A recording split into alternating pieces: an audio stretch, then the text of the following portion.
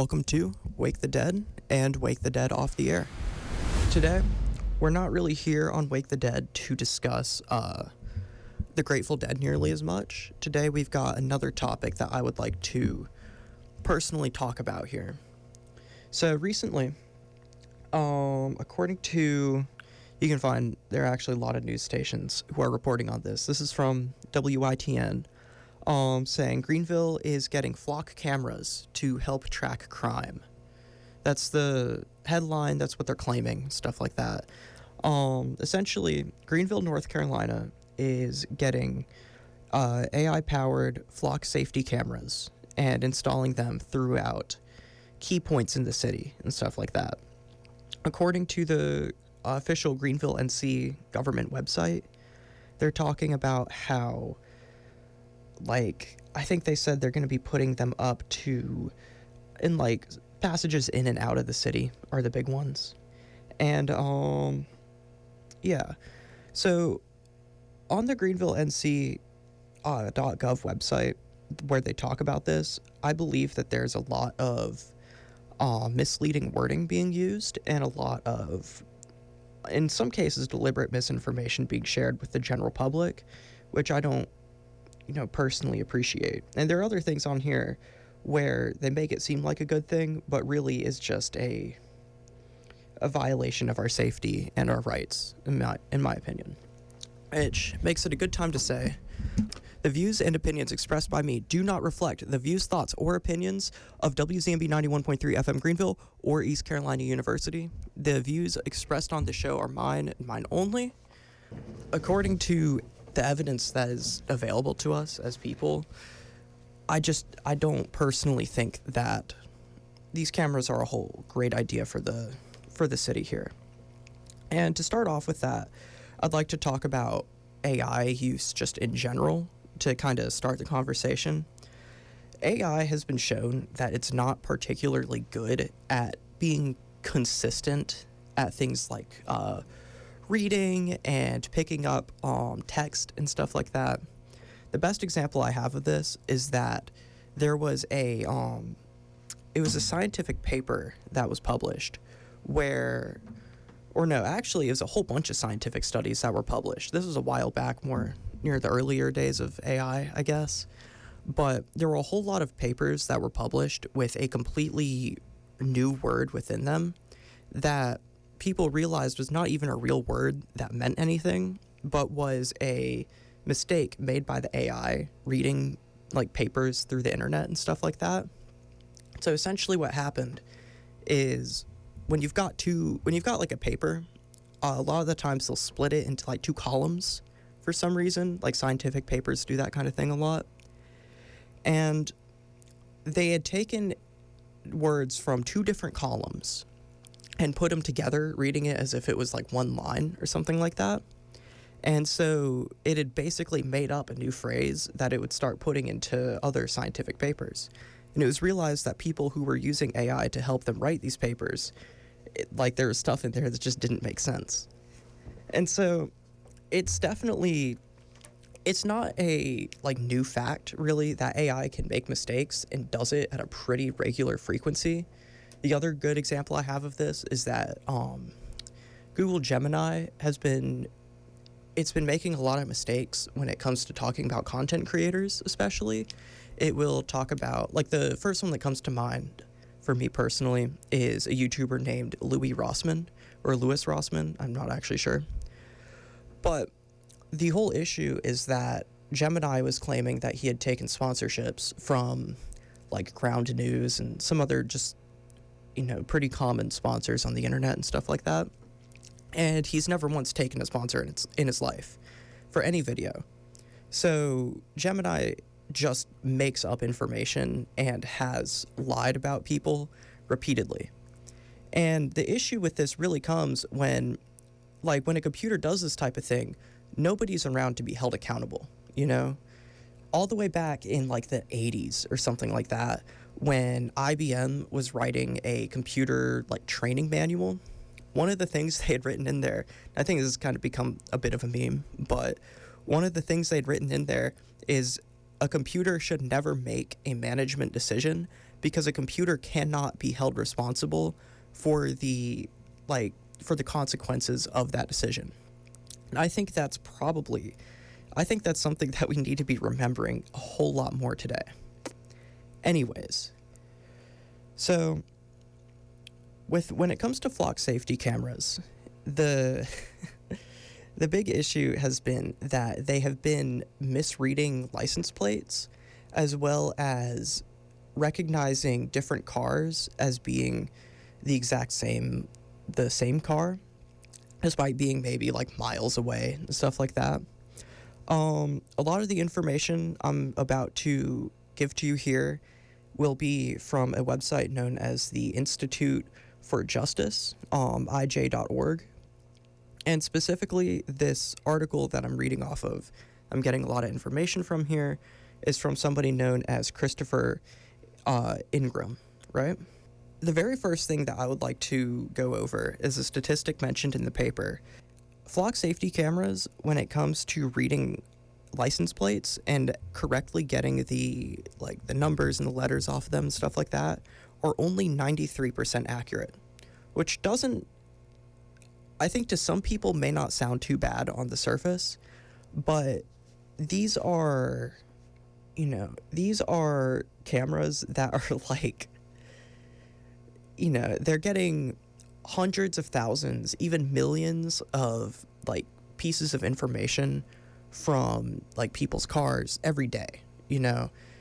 Thousands of people will be driving past every individual camera, making it so that if 1,000 people were to cross the camera and just on their own business, doing whatever, living their life as they do, it should be, hold on, I'm trying to do the math in my head.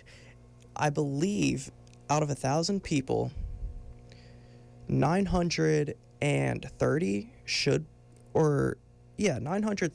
be fine, right? But then 70 people will have been, the plate will be read wrong, or it'll misidentify the car, the make and model, stuff like that. And that can lead to severe consequences down the line.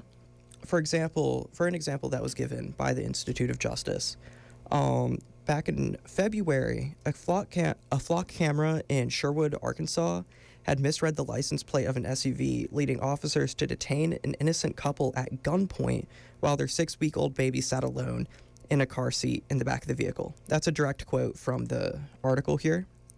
And they link to another article as well. They've got sources cited for what's going on here. So already that's not good. Random innocent people being detained at gunpoint is not what we like to see in a civilized society, and it doesn't really get much better from there. Another story that I'd found interesting within this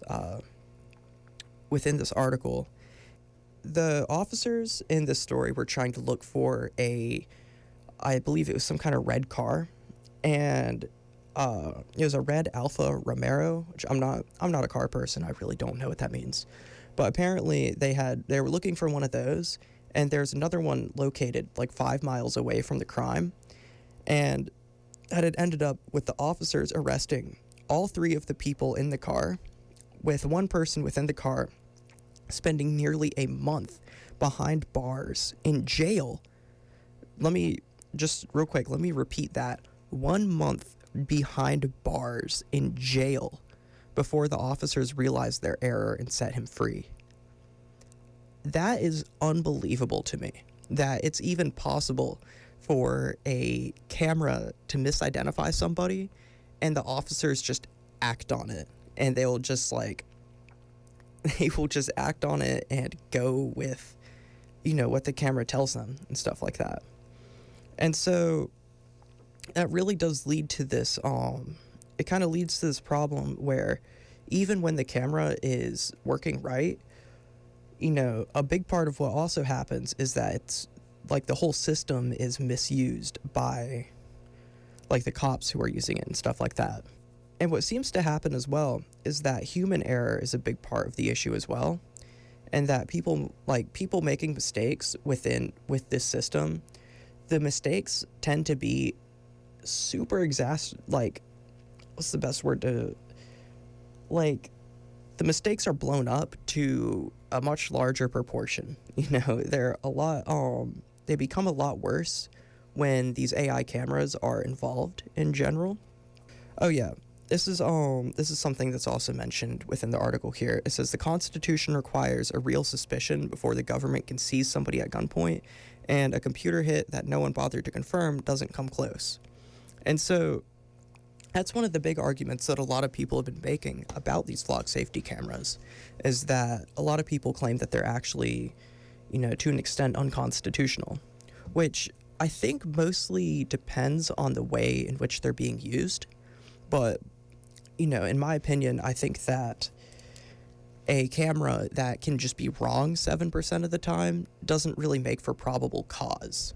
I don't think personally that that's probable cause to arrest somebody, especially at gunpoint. Anyways, we've got a lot to talk about when it comes to flock cameras today, but we're going to take a quick break. We got a little bit more Grateful Dead coming up, and then we'll be right back for some more Wake the Dead and Wake the Dead off the air. Welcome back to Wake the Dead. So the songs that you had just heard were He's Gone and Jack Straw, both by the Grateful Dead, as usual. So, real quick, I'll just say He's Gone is a, absolute classic piece of Grateful Dead music, to the point where the line from it, "Steal your face right off your head," became pretty much, I guess, a slogan, or, it was what named the, Grateful Dead skull logo that you will see around, where, Deadheads like to put it up and stuff like that. And Jack Straw is just a nice, it's a good example of just their story songs, where they've got characters who are usually criminals, and they're, doing something, pretty much. They've got, they have, a journey that they go through, they go places, they do things. They've got a lot of songs like that, and I think Jack Straw is probably the best example of it. Anyways, so before we had taken this break, we were discussing the flock safety cameras that were coming to Greenville. So, I believe where we left off, the big thing I was trying to discuss is that these cameras do a very good job of making human error worse in general. Here on the Institute for Justice .org website, which is just ij.org, it's actually got a whole list of known cases of flock cameras or any kind of automatic license plate reader that has made some kind of mistake that led to either an arrest or anything like that. So, for example, there was one, a flock camera misread a digit on an innocent couple's vehicle, prompting officers to pull them over and order them out of the car at gunpoint. Which, in my opinion, I'm going to go ahead and repeat this, since we're now in the second half of the show. Might as well. Let's see. The views and opinions expressed on the show are mine and my own only, and they do not represent WZMB 91.3 FM Greenville's or East Carolina University's. These are my own opinions, nobody else's. Anyways, I think that with a story like that, the problem is as much with the officers who are responding and the way that they respond as it is on the cameras. One thing that I don't want to do here is blame just one thing for all of our problems, There's no one issue that can be solved that will solve everything for everybody and make everything perfect. None. We have dozens of issues, dozens of new ones every day, and dozens being solved every day, all the time. We live in a very nuanced world, and I believe that we should look at things with a little bit of nuance and realize that, the flock camera and the officers in this situation both made a mistake, I would say that, the flock camera probably shouldn't have been used in the first place, in my opinion, for reading out the license plates. If the person was, if there is somebody who is so important that the police find that they needed to plug in license plate numbers in the system and stuff like that. I would think they could, divvy up some resources so that some officers can look at it like directly, and spend some direct time like investigating stuff like that. And more than that, I don't think any officer of the law should be holding up citizens of the United States at gunpoint while just like out of like suspicion from a machine, essentially, is the best way I could put it. Because that's all that these cameras really give, is suspicion from a machine. The machine thinks that maybe something could have been happening here, so it tells the officers, and the officers respond with what they think is happening. According to the Institute for Justice, a lot of the human error comes from both misinputting stuff into like what they're looking for, as well as the officers like not really knowing how the system works. And what's the word I'm looking for here? They are misidentifying, I guess, what the issue is that the flock camera is trying to bring up.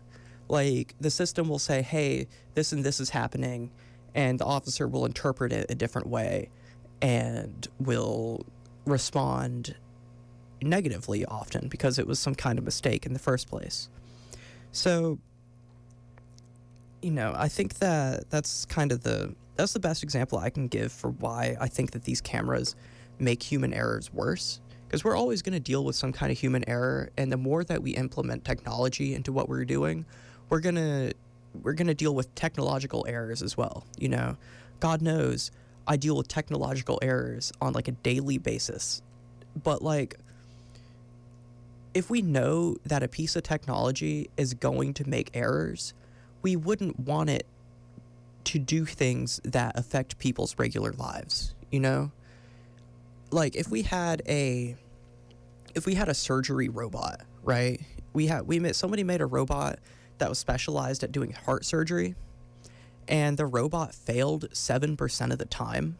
So, 7 out of 100 people who go in to get heart surgery from this robot die because it just made some kind of error. Maybe that's not technology that we should implement yet. I don't think that it's, safe enough to do. Or even if it was just some kind of robot that was like, I don't know, there's a robot that's testing for blood pressure in somebody who's getting surgery done, but the surgery is being done by a human, but a robot's watching it. An error could easily like misidentify something while that's going on. The robot says, oh my gosh, this person's losing blood. And then the doctors respond what they think is in the right way accordingly, which actually only makes the situation worse and the person potentially dies. That's just like a pretty extreme example, but I think it's a pretty good comparison, in my opinion. If you disagree, go tell me on Instagram, because we have an Instagram page now. So, take that. And the very last thing I would like to discuss, this is the last point I've got to make here, is this is actually directly responding to somebody that I saw in the comments for one of the news one of the news articles, where they had said that if you don't have anything to hide, why should you care if, flock safety is watching your movements? Like you don't even have an expectation of privacy in public anyways. And what I would like to say to that is that while no, I don't believe you have a expectation for complete privacy when you're in public. Like, if you're at a public park, and somebody's, taking pictures out there, someone's taking a selfie, you might end up in the background of it, and that is just what happens sometimes, right? That's pretty reasonable, and I think that it's just a part of living in a society with people, right? I don't think that applies to cameras that track your every movement and could potentially flag you for being a criminal when you're just not. We do have rights as Americans. We have constitutional rights to not be considered criminals until the justice system fully determines that a person has done a crime or is a criminal in some way, right? We have the Constitution for this exact purpose. So I don't really think it's a fair argument, really. I think that it's not really you don't have expectations of privacy in public anyways. Like, I don't know. I can't wrap my head around that mindset, really. It's very difficult for me. It's, yeah. I think it's an interesting discussion for sure. Like, yeah, that's about all I've got for this discussion, I think we should have an expectation to not be tracked by private corporations and to not be flagged as criminals when we've done nothing wrong and there's been no probable cause or anything like that, I think it's a pretty reasonable way to think about it. Anyways, that's about all the time we've got today for Wake the Dead and Wake the Dead Off the Air. If you listen to this live, thank you very much. And if you're listening to this later on, when it has become a podcast, I also thank you very much.